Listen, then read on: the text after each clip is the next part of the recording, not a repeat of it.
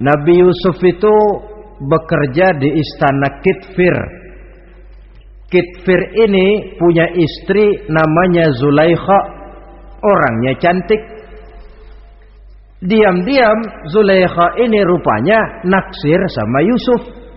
Assalamualaikum warahmatullahi wabarakatuh. Berikut kami sajikan rangkuman ceramah Kiai Haji Zainuddin MZ. Mari kita simak hingga akhir. Semoga membawa manfaat dan hikmah bagi kita semua. Orang kelima yang nanti langsung mendapat perlindungan Allah, rajulun da'athum ra'atun zatu mansibin wa jamalin ila nafsiha faqala inni akhafullaha rabbal alamin. Seorang laki-laki, kata Nabi, yang dipanggil oleh perempuan cantik. Laki-laki normal dipanggil oleh perempuan cantik.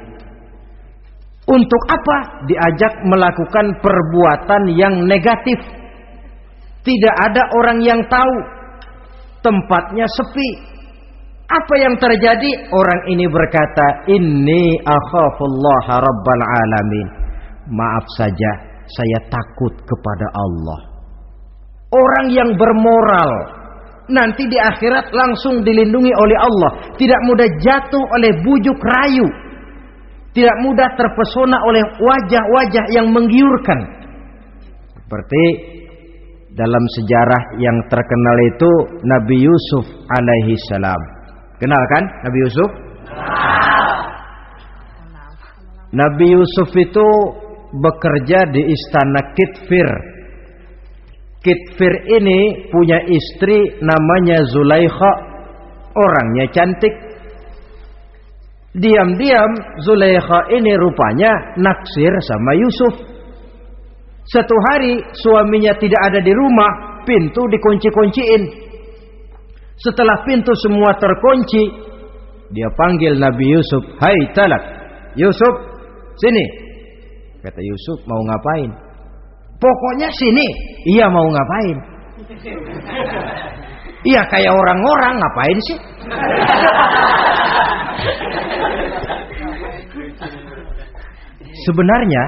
Sebenarnya ini Zulaikha senang kepada Yusuf, Yusuf pun demikian.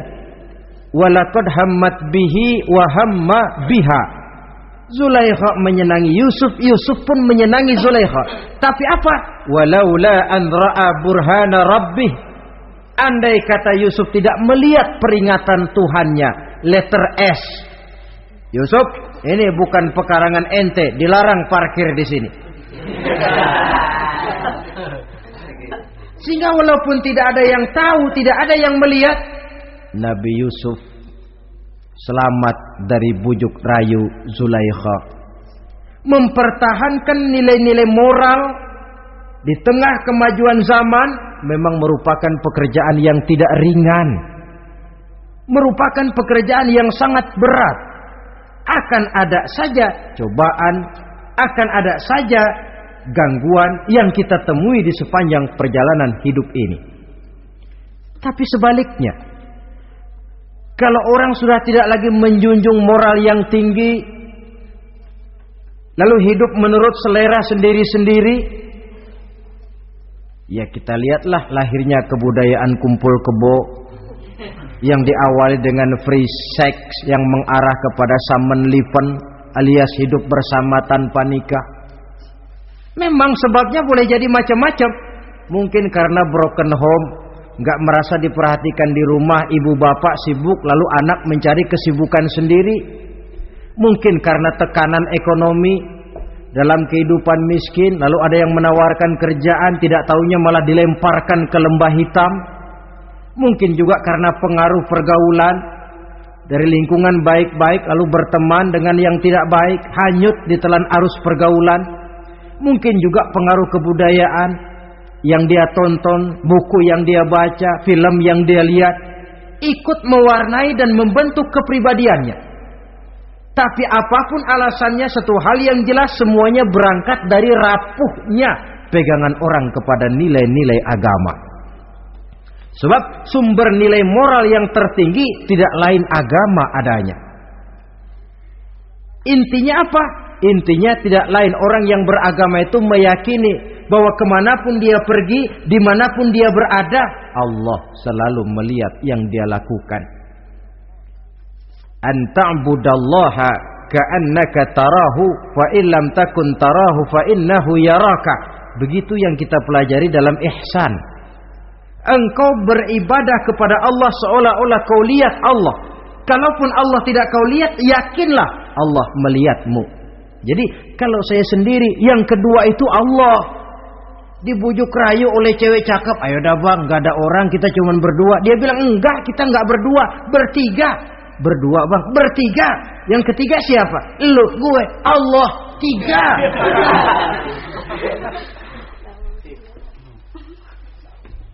Di kantor mau korupsi dia kasak kusuk, gerasak berusuk cari apa yang seharusnya menjadi hak orang lain.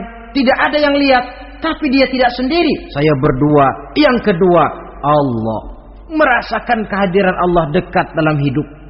Nilai moral semacam ini menyelamatkan masyarakat. Pantas kalau orang semacam ini di akhirat nanti langsung mendapat perlindungan dari Allah Subhanahu wa taala. Karena itu terutama adik-adik remaja yang hadir, sebenarnya yang paling mahal dalam hidupmu adalah harga dirimu. Kalau itu sudah terjual dan tergadai, apalagi yang bisa kau banggakan dalam hidup ini? Titel yang berenteng barangkali, harta yang banyak, mobil yang serba berkilat barangkali. Tidak akan banyak manfaatnya kalau sudah dimulai dengan kehancuran daripada harga diri. Tidak ada yang lebih mahal daripada harga diri. Jagalah itu baik-baik. Pelihara nilai-nilai moral. Makin pandai kau jaga diri, insya Allah makin mahal hargamu.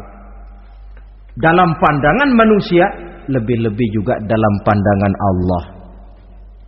Pantas kalau pepatah bilang innamal umamul akhlaqu ma baqiyat fa in zahabat humu akhlaquhum zahabu. Suatu bangsa akan tegak kalau dia masih punya nilai moral. Bila hancur moral itu, hancur jugalah ketegakan daripada bangsa itu sendiri.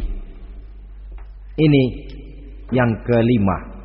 Semoga rangkuman ceramah ini dapat memberi manfaat bagi kita semua dan bisa kita ambil hikmahnya. Jika dirasa bermanfaat, mohon berkenan memberikan like, subscribe, serta membagikan video ini agar kebaikan ini dapat dirasakan oleh lebih banyak orang.